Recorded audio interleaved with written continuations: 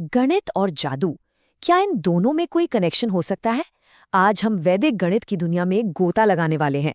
पता लगाएंगे कि क्या ये सच में कोई पुराना राज है या बस चालाकी से बनाया गया मॉडर्न मैथ। जरा सोचिए, अपनी कैलकुलेशन स्पीड को 10 से 15 गुना तक बढ़ा देना।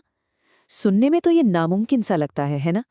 लेकिन यही वो बड़ा दावा है जो वैदिक गणित करता है। तो सवाल यही उठता है कि क्या ये वाकई कोई प्राचीन जादू है या बस स्मार्ट तरीके से बनाया गया मैथ। चलिए इसी दिलचस्प सवाल की तह तक चलते हैं। तो वैदिक गणित का असली वादा क्या है? क्या ये वाकई इतना तेज है कि कैलकुलेटर को भी पीछे छोड़ दे? देखिए, सीधे सीधे कहें तो वैदिक गणित मेंटल कैलकुलेशंस का एक सिस्टम है। इसका मकसद है मुश्किल से मुश्किल प्रॉब्लम को लेना और उन्हें इतनी आसानी से सॉल्व करना कि देखने वाला भी हैरान रह जाए। और इसकी सबसे बड़ी खासियत सिंगल लाइन सॉल्यूशन, मतलब लंबे चौड़े हिसाब किताब को भूल जाइए। वैदिक मैथ्स के साथ जवाब अक्सर सीधा दिमाग में ही आ जाता है। लेकिन सवाल ये है कि ये पावरफुल सिस्टम आखिर आया कहाँ से? चलिए अब इसकी ओरिजिन स्टोरी और इससे जुड़े विवाद को समझते हैं। इस सिस्टम को मॉडर्न दुनिया के सामने लाने का क्रेडिट जाता है स्वामी भारती कृष्ण तीर्थ जी को। 1911 से 1918 के बीच उन्होंने दावा किया कि उन्होंने इसे पुराने ग्रंथों से फिर से खोजा है। दुख की बात है कि उनकी किताब वैदिक गणित उनकी मृत्यु के बाद 1965 में पब्लिश हुई और बस इसी किताब ने इन टेक्निक्स को पूरी दुनिया में फेमस कर दिया। पता है, ये पूरा का पूरा सिस्टम सिर्फ 16 सिंपल सूत्र या कह लें कि वर्ड फॉर्मूला पर टिका है।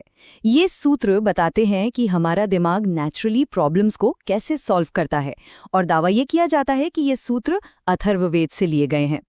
लेकिन क्या ये दावा सच है?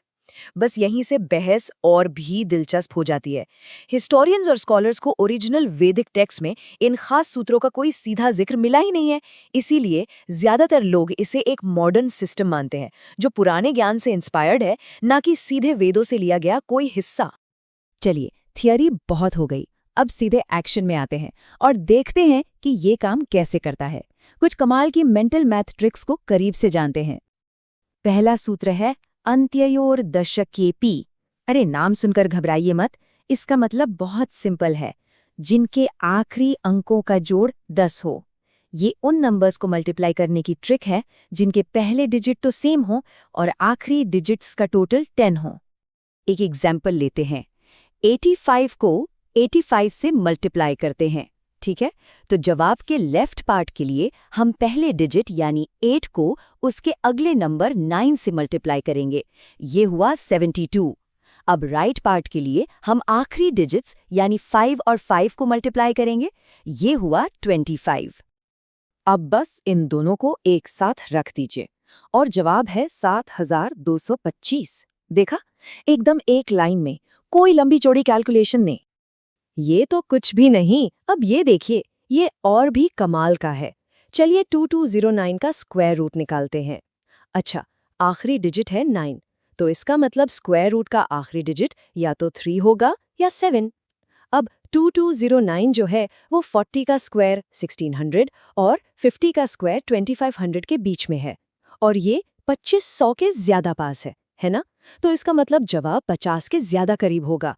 तो हमारा जवाब हुआ 47। बस लॉजिक, कोई लंबी कैलकुलेशन नहीं।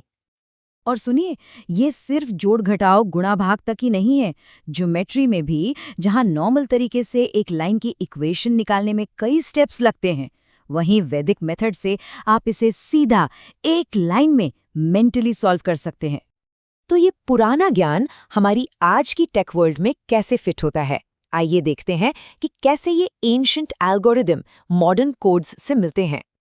जब इन वैदिक प्रिंसिपल्स को इंफॉर्मेशन टेक्नोलॉजी में लगाया जाता है ना, तो रिजल्ट्स कमाल के होते हैं।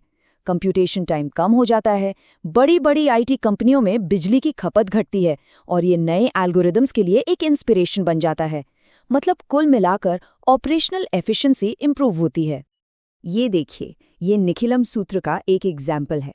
यहाँ 9998 को 9985 से मल्टीप्लाई किया जा रहा है। देखने में बिल्कुल किसी पुराने एल्गोरिदम जैसा लग रहा है ना? और यहीं पर असली जादू होता है। यही सेम लॉजिक सीधा सीधा पाइथन कोड में बदल जाता है। इनपुट लो, बेस पहचानो, कमी निकालो और फिर पार्ट्स को जोड़ दो। ये वाकई पुराने और नए का एक बेहतरीन कॉम्बिनेशन है।